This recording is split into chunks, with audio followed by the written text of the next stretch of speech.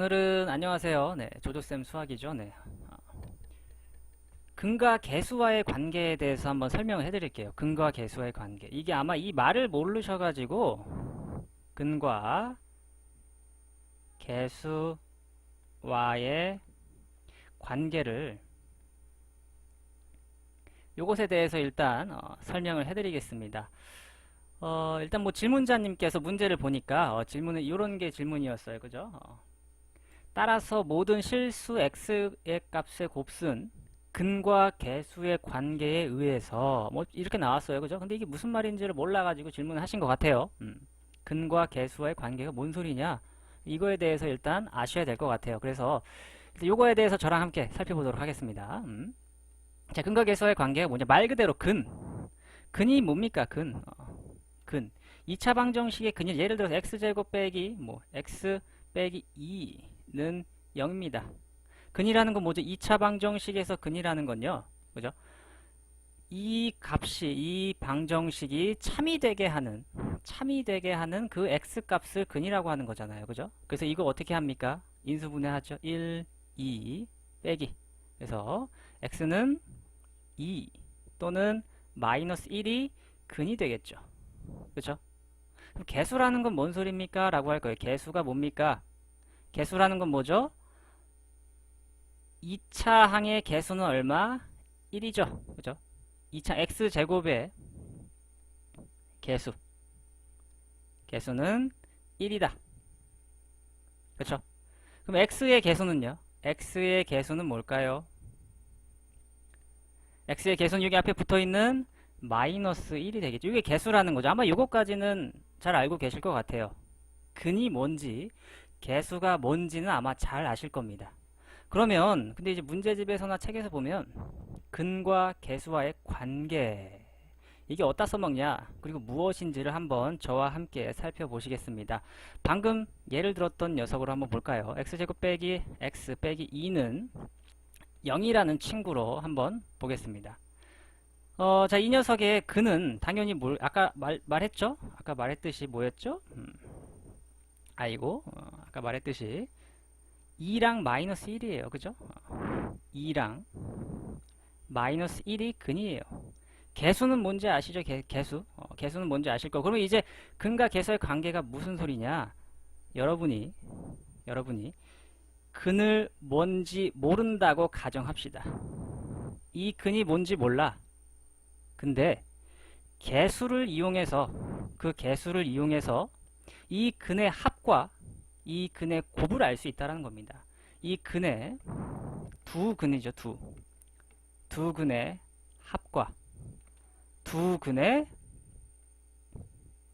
곱을 여러분이 이 x가 2다 마이너스 1이다 이걸 몰라도 구할 수 있다라는 소리예요. 두 근의 합과 두 근의 곱. 실제로 일단 우리가 구해놨으니까 먼저 이야기를 하겠습니다. 실제로 두 근의 합은 뭡니까? 2 더하기 마이너스 1은 뭐예요? 1이라는 값이에요. 그죠? 두 근의 합은 1입니다. 근데 두 근의 곱은 뭡니까? 두 근의 곱은 이렇게 돼서 마이너스 2예요. 그죠? 요거까지 이해되실 겁니다. 그죠? 근데 이게 뭔 소리냐? 이게 뭔 소리냐? 여러분의 문제집에 이렇게 써 있을 겁니다. 어떻게 써 있어요? ax제곱 빼기 플러스 bx 플러스 c는 0입니다. 이때 이 식을 만족하는 두 근을 뭔지 모르지만 알파랑 베타다라고 가정을 하자라고 하는 거죠. 그럴 때 두 근을 더하면 알파 플러스 베타는 마이너스 a분의 b가 되더라 나올 겁니다. 이렇게 그죠? 두 근의 곱이 뭔지는 모르지만 알파랑 베타라는 값이 어떤 값인지는 모르지만 두 근을 곱하면 a분의 c라는 값이 되더라. 일단 아마 이거를 여러분들이 일단 외우고 있으실 겁니다. 그죠? 여러분들이 일단 아마 요거를 외우고 계실 겁니다. 두 근의 합은 마이너스 a분의 b고요. 두 근의 곱은 a분의 c더라. 아까 했던 이야기로 다시 이야기합니다. 그러면 a제곱 빼기 x 빼기 2는 0입니다. 그죠? 실제로 아까 두 근이 뭐였죠? 마이너스 1하고 아니 뭐였지? 마이너스 1하고 2였죠. 두 근이 그죠? 두 근의 합은 1이었어요. 한번 보겠습니다. 알파 플러스 베타가 아까 뭐라고 했어요? 마이너스 a분의 b라고 했습니다. 여기서 a에 해당되는 부분이 누굽니까? 여기 있는 녀석이 a죠. 요 값 1이라는 녀석이 a일 거고요. 이 마이너스 1이라는 녀석이 b가 될 거예요. 그리고 이 마이너스 2라는 친구가 c라고 될 겁니다. 그러면 알파 플러스 베타인 마이너스 a분의 b는 뭐죠? 마이너스 a 1분의 b는 얼마입니까? 마이너스 1이니까 값이 1이 되더라. 이렇게 되는 거고, 두근의 곱은 아까 a분의 c라고 했죠? a분의 c는 뭡니까? 그럼 a는 1이고요. c는 마이너스 2더라. 그래서 마이너스 2라는 값이 나오는데, 실제로 이 두 근을 곱하면 뭡니까? 마이너스 곱하기 2 하면 마이너스 2겠죠? 그러니까 근과 계수와의 관계를 언제 쓰냐? 근과 계수와의 관계를 언제 쓰냐면요. 여러분의 2차 방정식이 이렇게 아름답게 막 되어 있어요. 그죠? 이렇게 굉장히 되어 있단 말이에요. 이 두 근 뭔지 알아요? 두 근 구하기 힘들잖아요, 실제로. 그죠? 물론 뭐 하면 되겠죠. 근해 공식을 쓰든 뭐 어떻게 해서든 완전 제곱식을 해서 뭐 식을 변형하든 하면 됩니다. 근데 만약에 문제에서 두 근의 합을 물어봤어요. 두 근의 합. 두 근의 합을 물어봤다면 그냥 개수만 보고도 알 수 있더라고요. 우리가 이 개수만을 이용해서 우리가 두 근의 합을 찾을 수가 있더라. 뭐라 그랬습니까? 아까 알파 플러스 베타는 마이너스 a분의 b라고 했죠? a는 얼마입니까? 마이너스 100이겠죠? b는요? 마이너스 1000이겠죠? 그죠? 그래서 그렇죠. 후민이가 잘 대답했죠? 10이라는 숫자가 나오는 거죠. 그러니까 두 근이 실제로 이 x 값이 뭔지 몰라. 이게 뭔지 몰라요.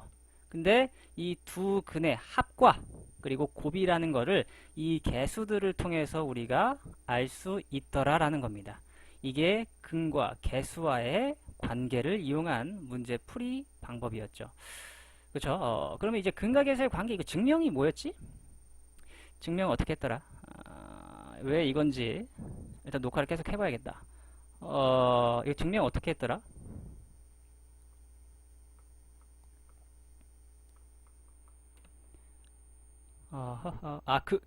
이렇게 했던 것 같네.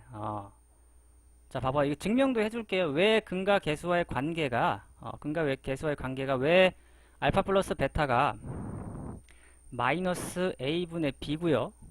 왜 알파 곱하기 베타가 a분의 c인지도 한번 증명도 한번 할 수 있어요. 여러분들이. 그죠? 증명도 한번 보겠습니다. 자, 일단 두 근이 알파랑 베타라고 주어졌어요. 그죠? 여러분이 두 근을 안다면 2차 방정식을 세우실 수가 있어야죠. 그죠? 2차 방정식을 세웁니다. 이거 할 줄 알려나? 이거 할 줄 알아요? 두 근이 이렇게 주어졌다면 이렇게 식을 세우실 수가 있습니다. 잘 이해가 안 된다면 예를 들어서 1이랑 3이라는 두 근이래. 두 근이 이건데 2차 방정식을 세워보래요. 두 근을 1과 3으로 한 2차 방정식. 그럼 어떻게 됩니까? x 빼기 1, x 빼기 3, 연산이죠. 역으로 생각하는 거죠. 그죠? 근데 2차항, 다시 말하면 이 최고차항의 개수가 뭔지 모르니까 여기 앞에다가 a를 붙여주는 요런 느낌인 거죠. 그죠? 그래서 요거를 이제 전개를 해주면 되겠죠.